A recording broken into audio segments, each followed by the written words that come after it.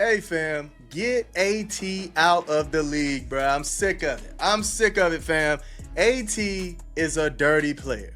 All the way through and through, dog. She is a dirty player. She can't beat you, so she beats you, literally. This is nonsense, man. That is pure fury, and it is aimed at one player, Alyssa Thomas.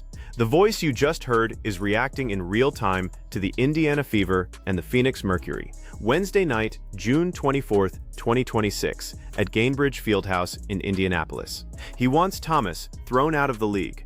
But what set him off is one specific sequence, and the full story behind it is messier than a simple villain edit. 2 teams, 2 games in 72 hours, 1 scary-looking no-call, and a star who did not finish the night. Let's walk through what the cameras actually caught. So Caitlin goes down. Somehow she gets the ball out and get it to AB. AB gets a wide open shot. But look at this.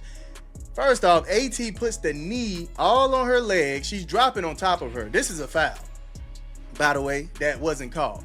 Dropping on top of her, putting the knee on her leg. Then look, another knee in the groin. It went from leg to groin. And then look at the fist. Look at this, man. She is pushing down on Caitlin here. Then she's going to hit in the throat. Watch this. Pushing down on her throat. So what happened on that play? In the first half, Caitlin Clark drove and slipped to the floor while Thomas reached in for the ball.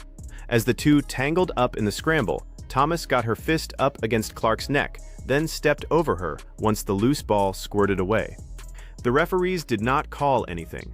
That part is not in dispute. It is on the broadcast. Online, the reaction was instant. A lot of fans argued it should have been a flagrant 2 and an ejection, and that the officials flat out missed it.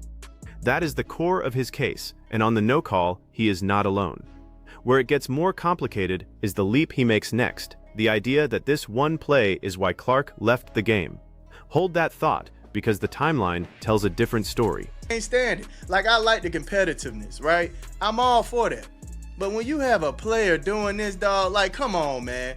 That should be a flagrant. She should have got thrown out of the game. And now all of a sudden, Caitlin Clark is out of the game, man. She is out of the game. She shot the ball. I think she shot it, and then it was kind of like a closeout foul, reckless closeout, but they didn't call it. He is connecting 2 things here: a hard, uncalled play and Clark disappearing from the floor. It is an understandable assumption to make while you are watching live and emotional. But Clark did not walk off right after that throat sequence. She kept playing. According to IndyStar beat reporter Chloe Peterson, Clark appeared to tweak her back when she was fouled in the second quarter, not on the Thomas scramble. She stayed in, then checked out for good at the 5:15 mark of the third quarter and headed to the locker room. So the visual the host is reacting to, Clark vanishing from the bench, is real. The cause he is assigning to it is the part that has not been established. And that distinction matters because Clark's back is not a new problem. It is the through line of her entire season. With this. Then you have Annie out here writing think pieces about Caitlin, talking about she got the motion to just get whatever she want. Come on, man. You already see what's going on. Then that flagrant, it wasn't rescinded.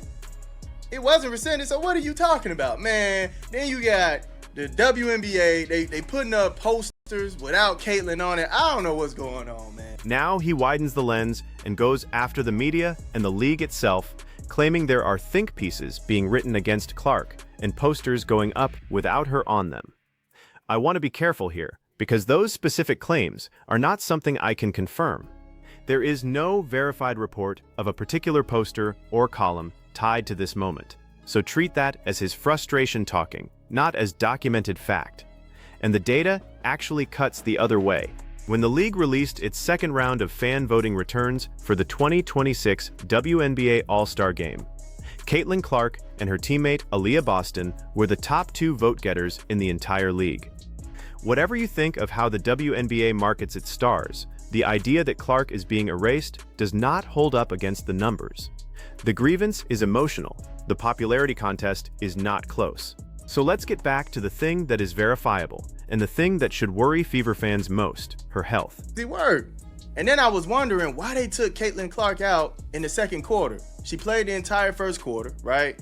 Then in the second quarter, to start the quarter off, she didn't play. Then they brought her in. I want to say it was like 7 something. It was 7.5 minutes.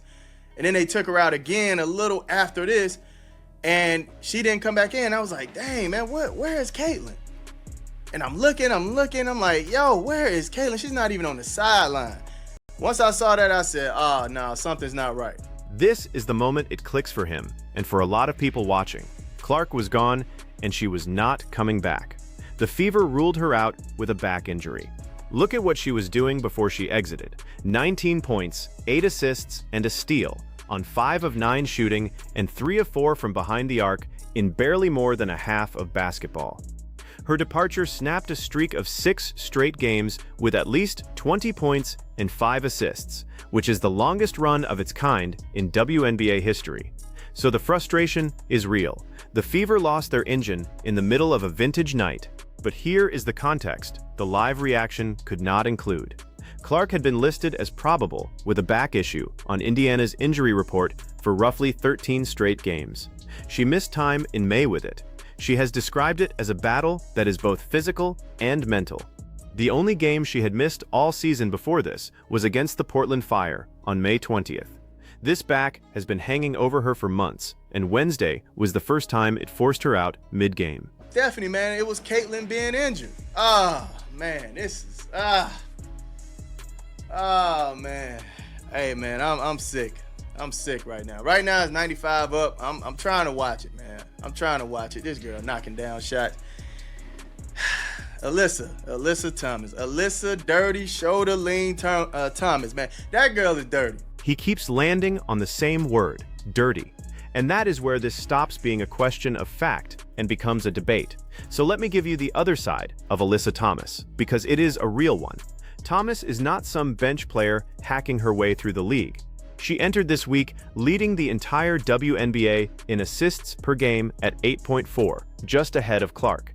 She became the fastest player in league history to reach 500 assists with a single franchise, doing it in 4 fewer games than it took Clark. She is one of the best two-way forwards the sport has, a perennial all-star whose entire game is built on physical, bruising contact. People who defend her will tell you that physicality is not the same thing as dirty, that she plays right on the edge and lives there on purpose. People on the host's side will tell you the fist to Clark's throat and the step over crossed from hard-nosed into disrespectful, and that the refs let it slide. Both of those reads can be argued from the same film. What you cannot do is pretend there is no case on the other side. Thomas is elite, and elite physical players draw exactly this kind of fire when a beloved opponent goes down. Do that. And I don't care how embarrassed you are. I don't care how bad you're getting beat on. You don't go playing dirty, man. I don't respect that. I don't respect anybody playing dirty on the floor like that. At all, dog. At all. Alyssa Thomas is dirty. I don't care what anybody say. Y'all can come at me, fight me, call me, whatever. She's dirty. Can't believe it, man. I can't believe it. To understand why this game was a powder keg before tip-off, you have to go back 2 nights. On Monday, June 22nd, these same 2 teams met, and the Fever won 86-77. Clark put up 24 and 9. Kelsey Mitchell added 22, and Indiana erased a 13-point first-quarter hole. But the fourth quarter turned chippy. With just under 8 minutes left and the Fever up big, Clark got tangled near the basket with DeWanna Bonner, her former teammate, and both benches got involved. When the officials finished reviewing it, they handed out 6 technical fouls between the 2 teams, to Clark, Sophie Cunningham, Myisha Hines-Allen, Bonner, and Thomas. Hines-Allen was ejected after a second technical for shoving Thomas on the very next possession. Clark's technical, her 5th of the season, came for clapping and hyping the crowd, and she did not hide her disbelief. She called it ridiculous and named the official Gerda Gatling directly afterward. The Fever filed an appeal, and as of this game, the league had not decided whether to rescind it. That matters because Clark is now tied with Angel Reese for the league lead in technicals with 5, and 8 brings an automatic 1-game suspension. So when the host yells about officiating, that is the backdrop, a series that was already boiling over the refs before Thomas ever touched Clark's neck. I'm sick, man. I can't believe AT got away with this, man. I felt something like this was going to happen because I knew Caitlin was going to come out ready to put belt to booty cheeks. Oh, man. Y'all let me know in the comment section, man. How y'all feel about it? I love you. So let's put the whole picture together. because the truth here is more interesting than either a hit piece on Thomas or a shrug. Start with what the host gets right. That first half sequence looked bad. A fist near an opponent's throat and a step over, with no whistle, is exactly the kind of thing that makes a fan base feel like their star is unprotected. The officials missing it is a legitimate complaint, and plenty of level-headed people made the same one Wednesday night. He is not imagining the no call, and he is not wrong that it should have at least gone to review. Now the part he gets wrong, or at least gets ahead of. There is no confirmed connection between Thomas's play and Clark's exit. The reporting points to Clark aggravating a back injury on a second-quarter foul, an injury she has been managing since the spring. Pinning the injury on Thomas is his emotion filling a gap that the facts do not fill. You can believe the throat play was dirty and still accept that it is probably not why Clark spent the rest of the night in the locker room. Holding both ideas at once is what separates analysis from a vendetta, and there is real history fueling all of this. DeWanna Bonner, the player Clark tangled with on Monday, signed with the Fever last season, lasted just 9 games, and left the team before rejoining Phoenix. Bonner and Thomas are partners off the court. So when Fever fans see Bonner and Thomas on the other side, lighting up the team that waived Bonner, the bad blood is not abstract. It is personal, and it has been building across multiple meetings. This was the second of 3 scheduled matchups between these teams this season, with another set for July 9th in Phoenix. This is not over. The officiating thread runs deeper than the technicals, too. In Monday's fourth quarter, Thomas was initially called for an offensive foul for extending her elbow into Clark. Phoenix challenged, the referees reviewed it, and they reversed the call, ruling that Clark initiated the contact and charging her with her 5th personal foul instead. Fans were furious about that swing, and it feeds the same narrative the host is pushing, that the whistle keeps going against Indiana in the biggest moments. Whether that is bias or just a brutally hard game to officiate is the argument that will not end. Step back and look at the standings, because they reframe the stakes. Indiana came into Wednesday at 10-7, a real playoff team finding its footing. Phoenix sat at 5-13, scuffling. The Fever did not need this game to validate their season. What they needed was for their 23-year-old franchise player to stay upright, and that is the thing that did not happen. Coach Stephanie White has already said publicly that Clark needs more awareness about her technicals, that some of them are avoidable. Now White has a bigger problem than technicals, a back that just forced her best player out for the first time all year, with a West Coast road trip looming right after Saturday's home game against the Los Angeles Sparks. And do not lose track of the subplot hiding inside all of this, the technical foul math.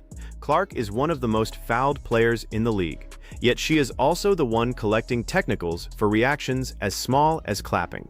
If the appeal fails and she keeps drawing them at this rate, the nightmare scenario is not a flagrant from an opponent. It is Clark suspending herself out of a game by accident, on accumulated technicals, while plays like the one on Wednesday go uncalled.